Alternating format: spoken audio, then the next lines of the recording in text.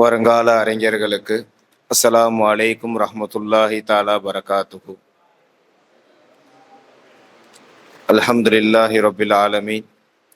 அஸ்ஸலாத்து வஸ்ஸலாமு அலா சய்யிதினா முஹம்மதின் வ அலா ஆலிஹி வ ஸஹ்பிஹி அஜ்மஈன். அல்ஹம்துலில்லாஹ்.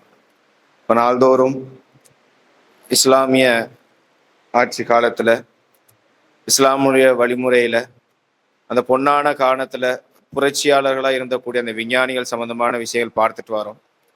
இன்னைக்கு யார் சம்மந்தமாக பார்க்க போகிறோம் அப்படின்னா, அல் ஃபர்ஹானி அப்படிங்கிற ஒரு ஒரு ஆராய்ச்சியாளர், ஒரு விஞ்ஞானி சம்மந்தமாக என்ன செய்ய போகிறோம் அப்படின்னா பார்க்க போகிறோம். இப்போ இவங்க 9ஆம் நூற்றாண்டு காலத்தில் என்ன செய்கிறாங்க அப்படின்னா, இவங்களுடைய வாழ்க்கை இருக்குது. இவங்க உஜ்பெகிஸ்தானில் என்ன செய்கிறாங்க, இவங்க பிறந்ததா இமாம்கள் என்ன செய்கிறாங்க அப்படின்னா குறிப்பிடுறாங்க. இவங்க பல்வேறு துறைகளில் என்ன செய்கிறாங்க, முக்கியத்துவம் வாய்ந்த நபராக இருக்கிறாங்க.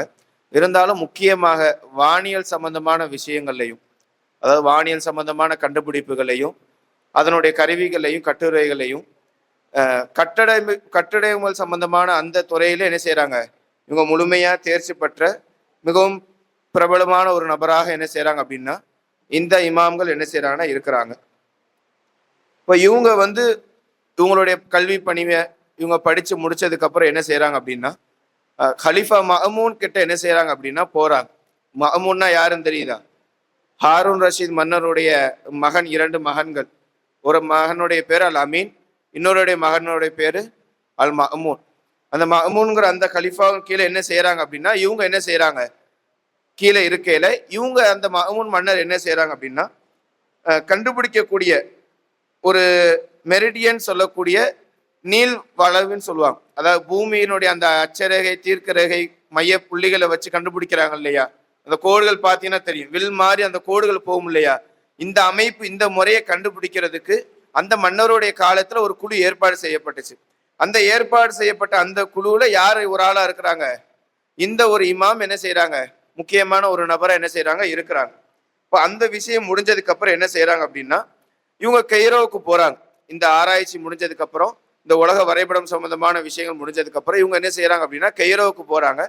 போய் அங்கே என்ன செய்யப்படுது அப்படின்னா, நிலோமீட்டர்னு சொல்லப்படக்கூடிய ஒரு பில்டிங், அது எதுன்னு அப்படின்னா நைல் நதி இருக்கு இல்லையா, அந்த அணையிலோட நீர் எவ்வளவு இருக்குது, அந்த நதியினுடைய நீர் எவ்வளவு இருக்குது அப்படின்னு சொல்லி கண்டுபிடிக்கிறதுக்காக அப்ப கட்டடப்பட்ட ஒரு கட்டடம்.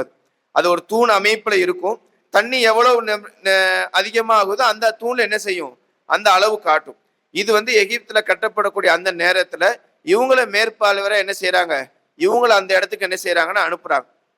இது மட்டும் இல்லாம இவங்களோட கண்டுபிடிப்பு, இந்த வேலை, இந்த பணி முடிஞ்சதுக்கு அப்புறம், இந்த நைல் நதியினுடைய அளவை கணக்கிடக்கூடிய இந்த பணி முடிஞ்சதுக்கு அப்புறம் இவங்க அடுத்து கண்டுபிடிக்கக்கூடிய ஒரு முக்கியமான விஷயம் என்னன்னா, வானியல் சம்பந்தமான விஷயங்களை கண்டுபிடிக்கிறதுக்கு, அந்த சூரியனுடைய அந்த கதிரினுடைய வச்சு நேரங்களை கண்டுபிடிக்கிறதுக்கு, இது சம்பந்தமான வான் சம்பந்தமான கண்டுபிடிக்கக்கூடிய எல்லா ஆராய்ச்சிகளுக்குமே அந்த கருவிகளை யார் கண்டுபிடிக்கிறாங்கன்னா இவங்க தான் கண்டுபிடிக்கிறாங்க.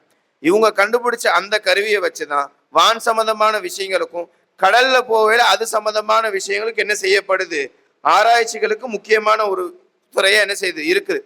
அதாவது நம்ம கேள்விப்பட்டிருப்போம் இல்லையா, கடல் ஃபுல்லா சுற்றி வந்த ஒரு நபர் இருக்கிற பேர் என்னது, அவர் அந்த கொலம்பஸ் இருக்கிறார் இல்லையா, அவரே எதை பயன்படுத்தி இவர் கண்டுபிடிச்ச அந்த கருவி என்ன செஞ்சிருந்தாரு, அவர் போகக்கூடிய அந்த நேரத்துல இவர் கண்டுபிடிச்ச அந்த கருவியை பயன்படுத்தினதான் என்ன செய்யப்படுது, சொல்லப்படுது. இப்படி பல்வேறு விஷயங்கள் என்ன செய்யறாங்க, இவங்க கட்டடத்துறையில பிரபலப்பட்டவங்களா இருந்தாலும் வானியல் துறையில இவங்க ஏற்படுத்தின பெரிய தாக்கம்ங்கிறது பல நூற்றாண்டுகள் கடந்து வந்தாலும் அவங்க ஆராய்ச்சி பண்ணி எழுதின பல்வேறு கட்டைகளை தான். கிட்டத்தட்ட 30க்கும் மேற்பட்ட புத்தகங்கள் என்ன செஞ்சிருக்கிறாங்க, எழுதியிருக்கிறாங்க. நட்சத்திரம் சம்பந்தமான புத்தகங்களும் என்ன செஞ்சிருக்காங்க, பல நூல்கள் எழுதியிருக்காங்க. இப்படி வான் ஆராய்ச்சிகளுக்கு என்ன செய்யறாங்க, இவங்க எழுதின கட்டுரைகள் என்ன செய்யப்படுது, முக்கிய கட்டுரையாக என்ன செய்யப்படுது, விளங்கப்பட்டு இருக்கிறது. வல்ல இறைவன் நம்மளுடைய முன்னோர்களை போன்றே நம்மளும் என்ன பிரபலியமாக இருக்கக்கூடிய, கல்வியில் முக்கியமாக இருக்கக்கூடிய பாக்கியத்தை தருவானாக. அஸ்ஸலாமு அலைக்கும் ரஹ்மத்துல்லாஹி தஆலா பரகாத்துஹு.